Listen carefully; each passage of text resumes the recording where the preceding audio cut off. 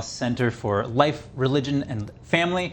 And we also have Horace Cooper, Senior Fellow with the National Center for Public Policy Research. Thank you both so much for joining us today. It's great to see you. Great to be with you, Chris. It's such an incredible day, Inauguration Day. No matter which president you like, no matter which candidate you're for, the peaceful transfer of power has been conducted once again continuously since the first transfer of power between George Washington and John Adams. Such a momentous day. It really is. I mean, the mood in D.C., despite the warnings of the weather, actually are just jubilant on the streets. There's no protesters that I can see. I think people are really happy. President Trump clearly decided to stick with, I think, the script of his speech, which is probably not his favorite thing to do, but everything has just been spectacular so far. Yeah, and Jay and Horace, before we come to you, I'm hearing that J.D. Vance is being introduced there at the luncheon. From what I saw in the coverage from 2017, we're not expecting the vice president to give a speech or the president to give a speech at this. But, you know, anything's on the table.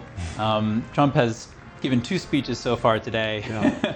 And he's expecting to have a rally later today, of course, at the Capital One Arena. So there's the vice president, newly sworn in. All right. And Horace, how are you feeling? How's the day going for you? What are you seeing? What are you thinking on this day? Well, you can see the difference between the remarkably confident and comfortable side of the incoming president. President Trump, at this time in 2017, was still able to read the day before the Washington Post talking about impeachment. Hours after having gone through his inauguration, the whisper campaign about something unfair, unjust, and inappropriate about his presidency had already started in Washington. We're not having any of that now. And as you're saying that, here comes the president entering the Congressional luncheon, again in Statuary Hall there in Capitol Hill, the first chamber of the House of Representatives. States from all the states offered statues to the Statuary Hall, hence the name Statuary Hall. With figures of the different key people from the state's history. Just watch the president enter there, shaking hands. It does feel a little funny going from former president to president within a 4-hour span here. Took me a little while to get used to that for a bit. It's a really beautiful area. From 1995 to 2001, I worked for the House Majority Leader, and our offices, the door was right behind one of the statues, and so you got to see that every morning. Wow, incredible. You know, I'm in the New York office usually. I'm here in Washington, D.C. today. This is my first time down at this office. Of course, I've been in D.C. before, but haven't had the good fortune of touring the Capitol Hill yet, but I'm sure I'll be there at some point. And here's Amy Klobuchar giving an address. Second Lady, my colleague Senator Fisher, distinguished guests including the Speaker, Leader Jeffries, and Senate Leaders Thune and Schumer. On behalf of the United States Congress, welcome to the 60th inaugural lunch. Big surprise, we are featuring Nebraska beef and Minnesota apples for dessert. We are here in Statuary Hall, where these luncheons have taken place since President Reagan's first inauguration in 1981, and where the House of Representatives once met over 150 years ago. That would be before you were born, Mr. Speaker. In 1864, after the new House wing of the Capitol was built, and in the midst of the Civil War, Congress dedicated this chamber to host statues chosen by every state. Walking into the hall, we all passed under the arch, holding the marble Car of History clock. The statue shows Cleo, the Greek muse of history, holding a book to record events as they happen. And as you can see, she's heard a lot of stuff. And as she rides her chariot forward into the future, she looks behind her to remember the past. She remains here as she has for hundreds of years, a reminder that history will remember the events of the present, and it is on us to write that history right now. Speaking of art, the painting right here before you, I chose this painting for this lunch this summer, and it's titled American Horizon. It's by Jane Wilson, who grew up on her family farm in Seymour, Iowa. Coming from the middle of our country, Senator Fisher and I both like the painting because the artist is from America's heartland, but the horizon could easily be Florida, Mr. President. I will also note that this is the first time in history we are featuring the work of a woman artist at this lunch, and we thank the Art Institute of Chicago for their assistance. Looking at the vast open landscape of this painting, we're drawn to the bottom of the frame where the land or the water, depending on where you're from, meets the sky, and the horizon endures. The enduring horizon is especially meaningful for us today as we mark our enduring democracy as we approach its 250th anniversary. It's a reminder that what's over the horizon is our next chapter. And it is my prayer that the people in this room can write that chapter together. I'd now like to ask U.S. Senate Chaplain Dr. Barry Black, and we thank God he is back with us and in good health, to deliver the invocation, after which lunch will be served. Thank you.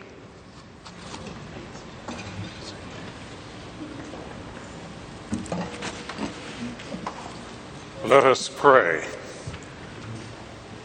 King of kings and Lord of lords, whose kingdom is above all earthly kingdoms, and who judges all lesser sovereignties, look with favor upon President Donald John Trump and Vice President James David Vance. Empower them with the wisdom and courage needed for our times. Protect them from the vicissitudes and challenges that obstruct the making of a world of justice, peace, and righteousness.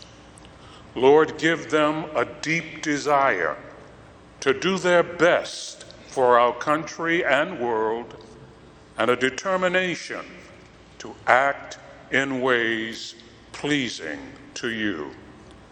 Preserve their families in health and strength by your grace and power. Bless now this luncheon as each of us finds your grace sufficient for every need. We pray in your sovereign name. Amen.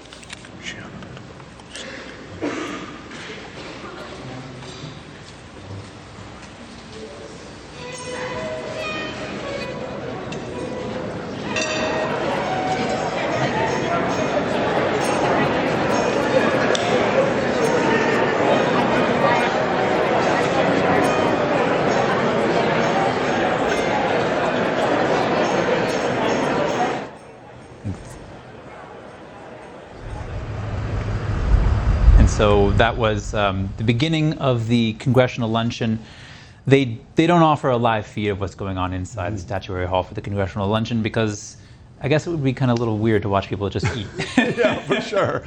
A little voyeuristic. I mean, we like to watch all kinds of things on TV now, and I'm sure people would get a kick out of that. But I don't know how I would feel being taped while I'm eating a lunch, enjoying my family and whatnot. Yeah, exactly. I mean, what we're seeing is the kind of the parts of the political liturgy that have been developed over the last 250 or so years, and that all of us, that have been around for a few decades, have gotten used to. And I think that's what we're seeing. A meal together is sort of off-site, but it's nice, especially for young people, maybe young voters that have not paid attention, to watch how this is done, how our republic does it, and what the peaceful transfer of power actually looks like.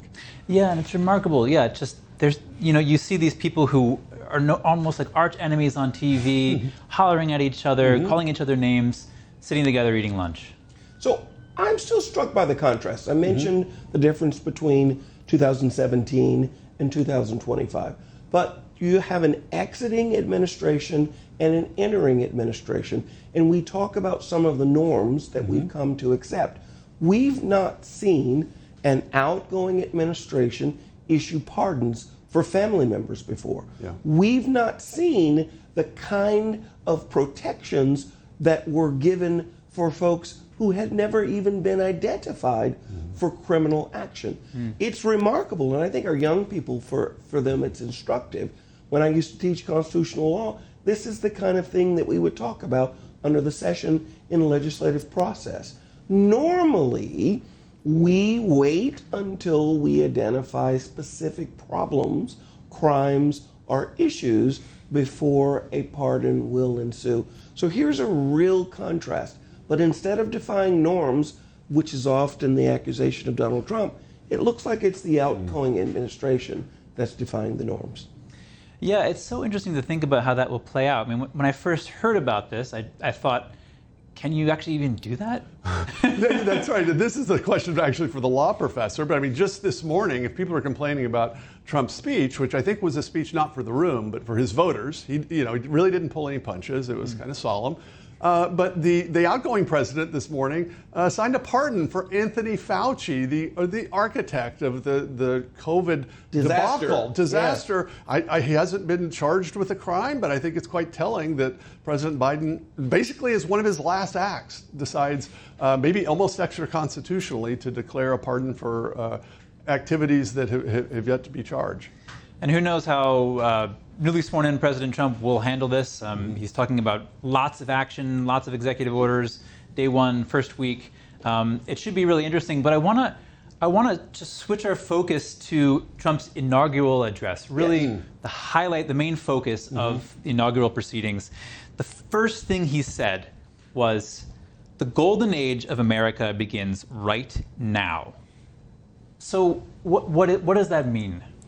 Well, he gave a presentation that explained what he'd been campaigning on. So if you were a supporter across America, this was something that you were familiar with. But there are a lot of folks here in Washington, D.C. that said, that's just rhetoric, we don't really understand. And when he repeated it, it began to have a little bit more substance to it. Here's the issue. He has argued for 25 years that America does not make public policy to benefit Americans. It benefits elites, and often it benefits non-Americans. And he says we're reshifting, we're going to reorient things. So his new executive order freezing all foreign aid from this day forward unless the specific aid goes to promote the strategic interests of the U.S., that shocks the conscience of many here in Washington, D.C. But out in America, there are large swaths of people who say, well, why are we paying for that? What do we get out of it? He now says the whole purpose of his administration is to shift that dynamic. And I want to hear from you on that, Jay.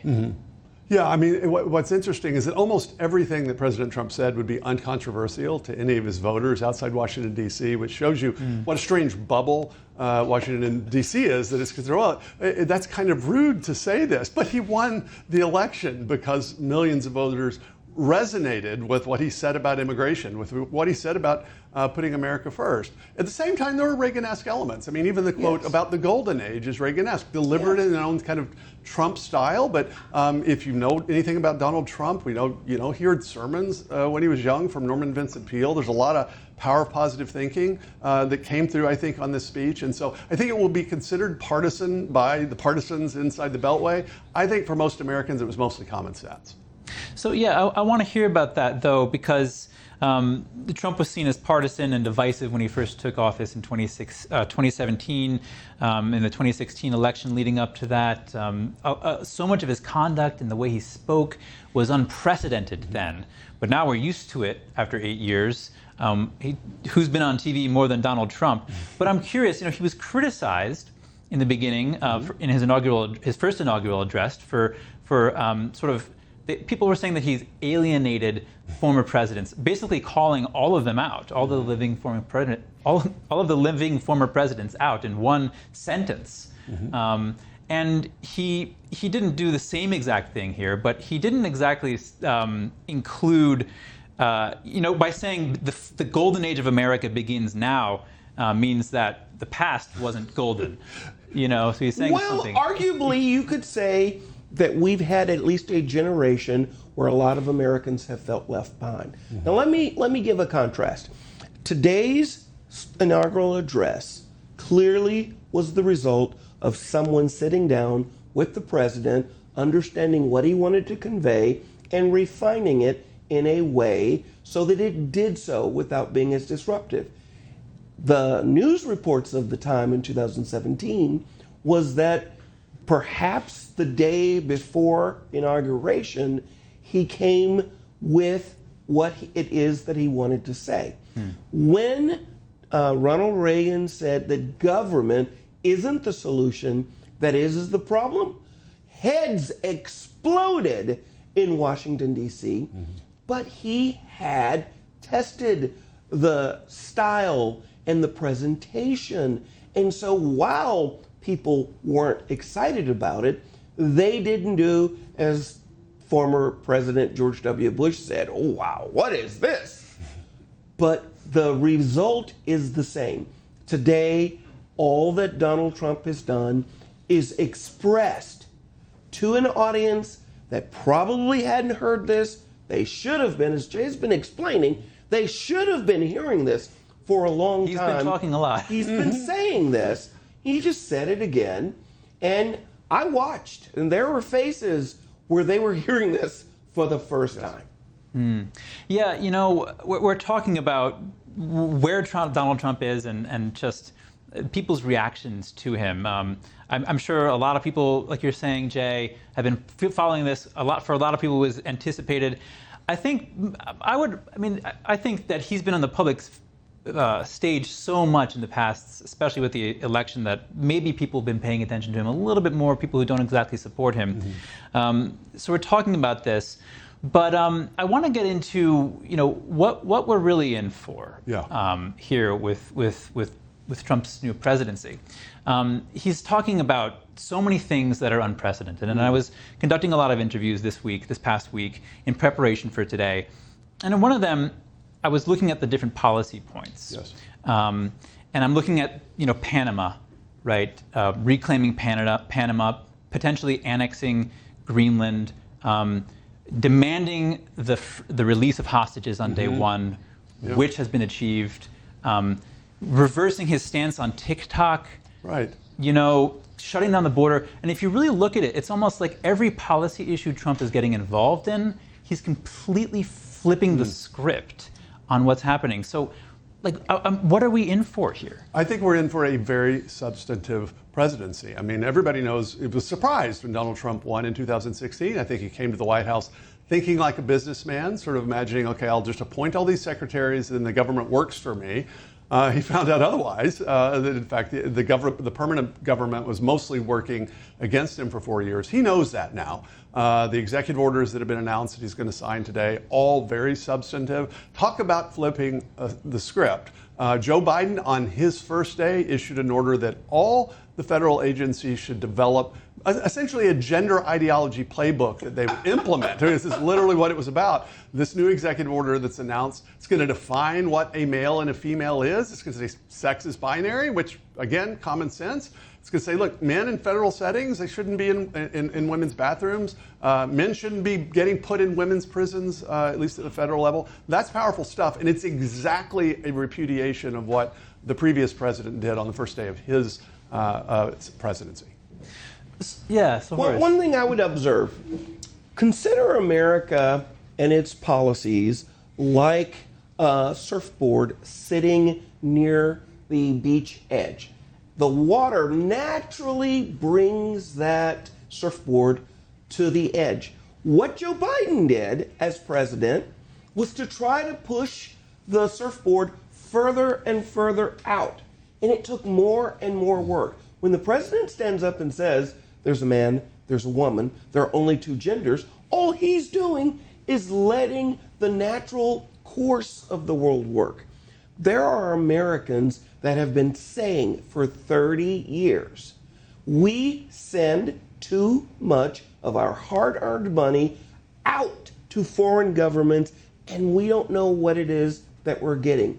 He's issued an executive order saying, as I said, unless it meets our strategic interest, You can't send another dollar. Again, that just is riding the surfboard closer and letting the natural course take its place. When you look at the policies that this president is pursuing, they're well within the natural order of where Americans are, and they're likely to be very successful precisely because of that. So I want to get into this. We're talking about this executive order declaring that officially, according to the U.S. government, there are only two genders, male and female. Two sexes. Yeah. It's that specific, two sexes, and actually some details about how the word gender has unfortunately been manipulated. But the federal government, and until recently no state government, had ever defined what a male and a female is. That's not ever defined in Title IX, right, which established prohibited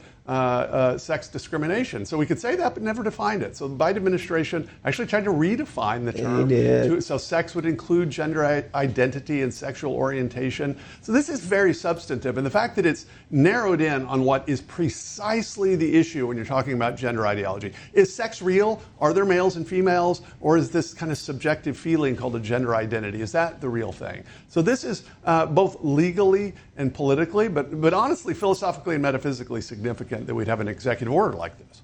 So, but what do you think about the fact that it's being implemented via executive order, right? So what if the next president says, no, there are 60 genders, right? Or there are not two sexes, or we're not going to use the word sex. So the Biden administration tried that through a back door. They didn't want to stand up in front of God and everybody and make this statement. They tried to do it more subtly. Here's what I would suggest to you, that once this executive order goes into effect, you're very, very likely to see Congress use its statutory authority to incorporate that concept into laws as we go forward. How about we tune into, looks like Virginia Governor Glenn Youngkin there. We are seeing the dawn Just for a moment, hear what he had to say. of a safe America and the dawn of a world that sees At the rally peace at Capital One because Arena. we have a strong America. In lieu of the parade, because of that cold. That's right. Should be going right by here otherwise. Right, but how suiting though, Our new because president, Trump is almost known Donald for the J. rally, Trump, Yes. conducting hundreds of rallies Absolutely. Ever lost in the faith past 8 Americans. years. Exactly. I can tell you the people in the arena are probably very happy to be inside right now. It's Yeah. sunny, but it's actually really cold. They tried We're to likely to see a lot more rallies in the next 4 years, by the and way. he Yeah. never Yeah. gave I think up. Trump we'll gets see. his energy from these. Let's tune into In Glenn. America, we will never give up Youngkin. on him.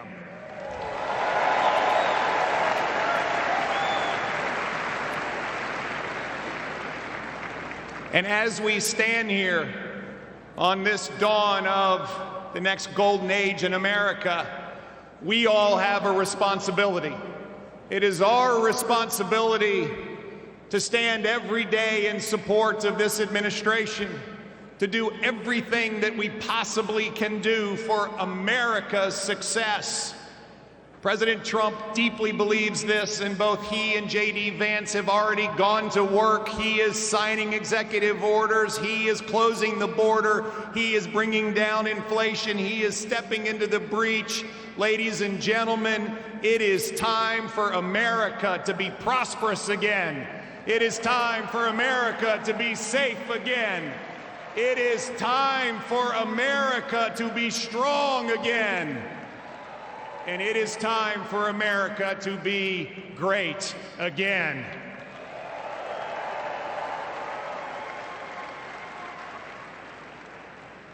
I hail from the great Commonwealth of Virginia, and we know a few great Americans in our history.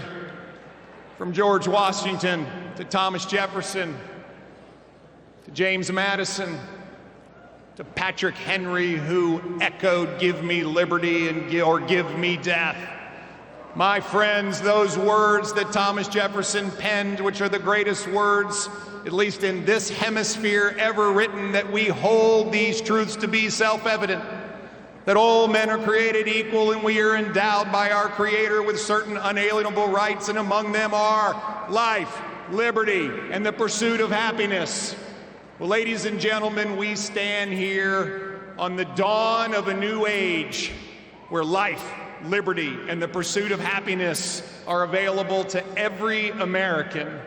And we must stand together as we collectively say, God bless America and God bless Donald J. Trump and J.D. Vance. Thank you all very much. God bless you.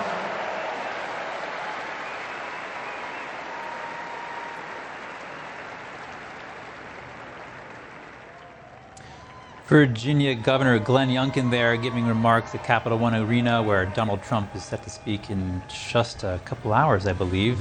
The schedule is a little bit delayed from the schedule that I was given, but these things happen with live events, and Donald Trump events can be unpredictable as well. Absolutely. And there's the Megatron there with a radiating ring of stars emanating from Capitol Hill. Please welcome to the stage, Mr. Elon Musk. Elon Musk taking the stage. He came out at the rally yesterday with his son, Yes. who was so pumped to be there. Let's watch.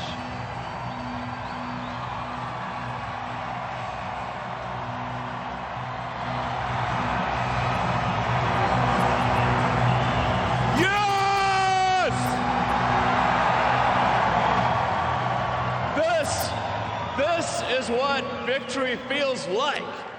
Yeah! And this was no ordinary victory. This was a fork in the road of human civilization. Okay. You know, there are elections that come and go. Some elections are, you know, important, some are not. But this one, this one really mattered. And I just want to say thank you for making it happen. Thank you.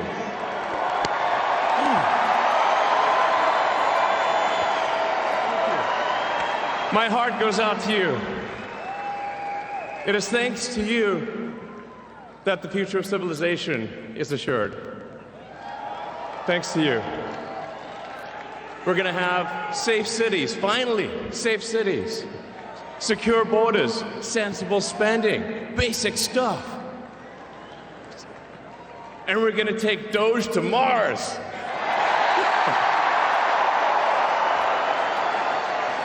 I mean, can you imagine how awesome it will be to have American astronauts plant the flag on another planet for the first time? Bam! Yeah! How inspiring would that be? You know, there's always problems in life. You know, there's this problem, solve that problem.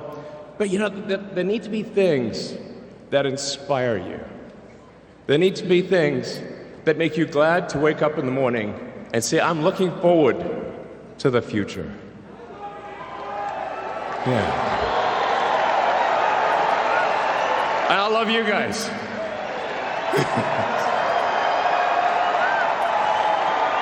So,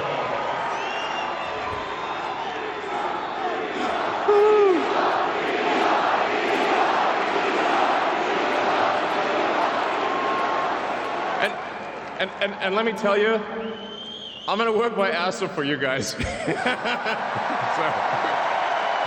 I really will. So, and yeah, but I'm super fired up. For the future. It's going to be very exciting. As the president said, we're going to have a golden age. It's going to be fantastic. And one of the fundamental things, one of the most American values that I love is optimism. And this feeling like we're gonna make the future good. We're gonna make it good. So, man, I can't wait. This is gonna be fantastic. So thank you again, and yeah, I'm just so excited about the future. Thank you guys. Thank you.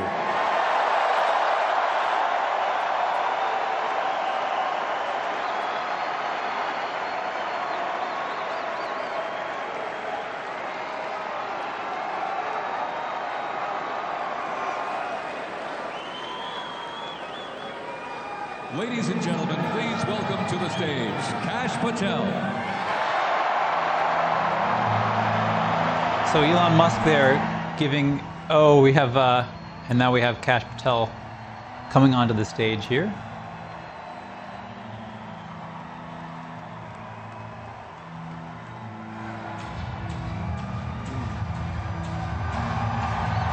So before Kash gets going here, I want to thank the two of you, Horace Cooper and Jay Richards. Thank you so much for your time today. We're going to wrap it up here. Thanks so much. Good to be with you.